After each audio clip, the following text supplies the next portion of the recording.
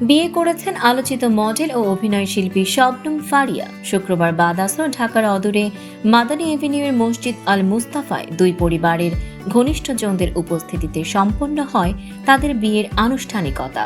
এই সুখবর ছড়িয়ে পড়তেই শোবিজ অঙ্গনে শুরু হয় শুভেচ্ছার বন্যা। বাদ যাননি জনপ্রিয় মডেল ও অভিনেত্রী পিয়া জান্নাতুলও।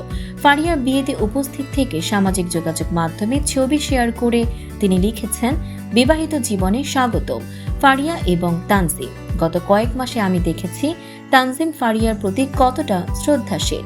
ফারিয়ার ব্যাগ বা ওড়না বহন থেকে শুরু করে যে কোনো সময়ে পাশে দাঁড়ানো আমার কাছে ভালোবাসার মানে শ্রদ্ধা। পিয়ার মতে তানজিমকে পেয়ে সত্যি জিতেছে ফারিয়া।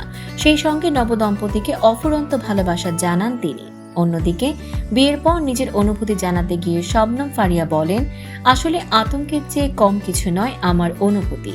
নানা জটিল অভিজ্ঞতার পর ভেবেছিলাম হয়তো এই অধ্যায় আমার জীবনে আর আসবে না, তবে সময় আর পরিবারের হঠাৎ সিদ্ধান্তে এলো এই পরিণয়। জানা গেছে বর তানজিম তৈয়ব রাজশাহীর ছেলে। অস্ট্রেলিয়ার ইউনিভার্সিটি অব সাউথ ওয়েলস থেকে ফাইন্যান্সিয়াল ইঞ্জিনিয়ারিংয়ে স্নাতকোত্তর শেষ করেছেন। বর্তমানে দেশের একটি শীর্ষস্থানীয় বেসরকারি ব্যাংকে অ্যাসিস্ট্যান্ট ভাইস প্রেসিডেন্ট পদে কর্মরত।